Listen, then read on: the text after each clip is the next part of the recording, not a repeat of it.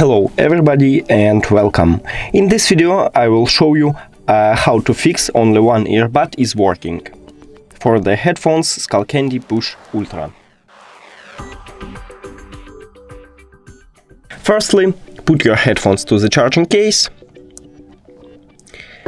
and remove them to make a soft reset.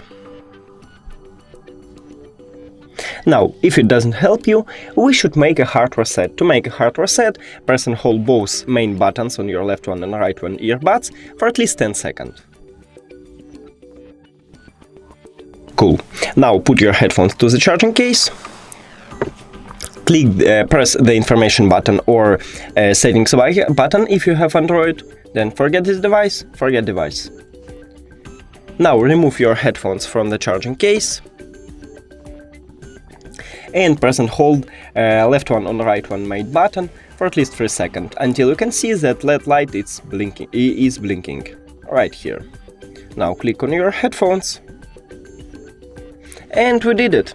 Thank you for watching this video. If you found it helpful, please consider subscribing to the channel and leave the like on the video. It's really important to us. See you later!